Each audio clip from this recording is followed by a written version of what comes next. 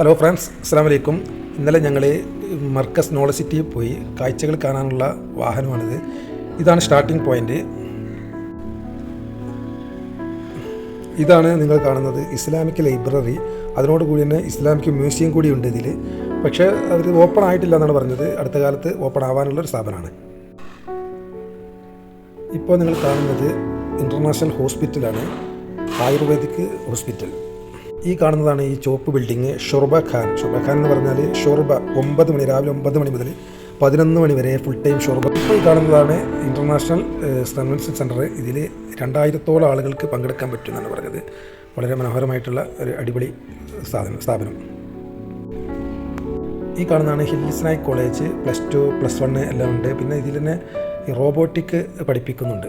ഈ കാണുന്നതാണ് international ഫിസിയൻ hotel സമുച്ചയം. ഇതിൽ പിന്നെ ടൂറിസ്റ്റുകൾ 120-ഓളം ടൂറിസ്റ്റുകൾക്ക് നിന്ന് അടിപൊളിയാക്കാനുള്ള എല്ലാവിധ സൗകര്യങ്ങളും ഉണ്ട്. അതുപോലെ തന്നെ ഒരു മനോഹരമായ സ്ഥാപനമാണ് അതിൽ മർക്കസ് ലോ കോളേജ്. അതേപോലെ തന്നെയാണ് ഇത് അലിഫ് ഇൻ്റർനാഷണൽ സ്കൂൾ, 1 മുതൽ 10 വരെയുള്ള അലിഫ് ഇൻ്റർനാഷണൽ സ്കൂൾ.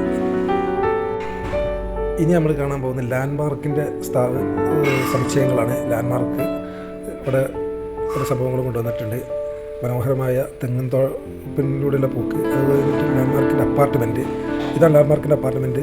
വലിയ ഇതൊക്കെ ഫുള്ള് ജനങ്ങൾ കഴിഞ്ഞു. ഇതിനും 70% ഫുള്ളായതാണ് അവർ പറഞ്ഞത്.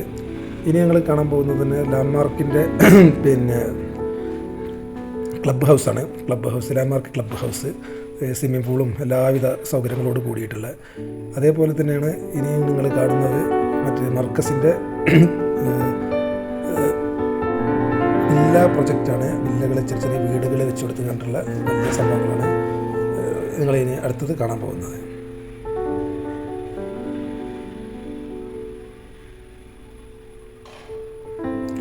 നല്ല പണി നടന്നുകൊണ്ടിരിക്കുകയാണ്. വില്ല പ്രൊജക്റ്റ് പണി തീർന്നിട്ടുണ്ടെങ്കിൽ ഇതൊക്കെ വലിയൊരു സംഭവമായിട്ട് മാറാനാണ് എനിക്ക് തോന്നിയത്. ഏതായാലും അടിപൊളി പരിപാടി.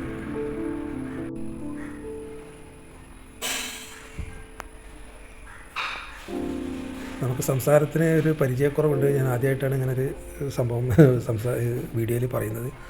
ഇത് മർക്കസിൻ്റെ ശരിയത്ത് കോളേജാണ്. അതേപോലെ തന്നെ ഈ ശരിയത്ത് കോളേജിന് ശേഷം കുറച്ച് സ്ഥലം വീഡിയോ എടുക്കാൻ പറ്റിയിട്ടില്ല. കാരണം എന്താ വെച്ചാൽ അത് ഈ ടൂറിസ്റ്റുകൾ പങ്കെടുക്കുന്ന സ്ഥലമായതുകൊണ്ട് അവർക്ക് വീഡിയോക്ക് അലൗട്ടില്ല. പിന്നെ കാണാനുള്ള സംഭവമാണ് ഈ ഗ്രാൻഡ് മസ്ജിദ്. ഇതിന് വലിയ കുറേ പ്രത്യേകതകളൊക്കെ ഉണ്ട്. തൂണുകൾക്കും ഗേറ്റുകൾക്കൊക്കെ അതൊക്കെ നിങ്ങൾ പല പ്രാവശ്യമായിട്ട് പലയിടത്തുനിന്ന് കേട്ടതുകൊണ്ട് അതിനെപ്പറ്റി കൂടുതൽ വിശദീകരിക്കുന്നില്ല.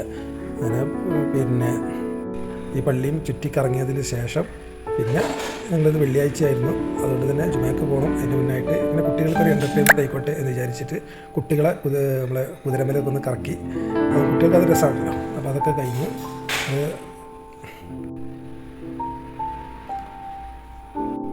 കുട്ടികളും ഹാപ്പി, നമ്മളും ഹാപ്പി. അത് കഴിഞ്ഞ് ഞാൻ പറഞ്ഞത് വെള്ളിയാഴ്ചയാണ്. ആ ജുമ കൂടി പള്ളിയിലും ജുമ നിസ്കരിച്ച് ഞങ്ങൾ മടങ്ങി.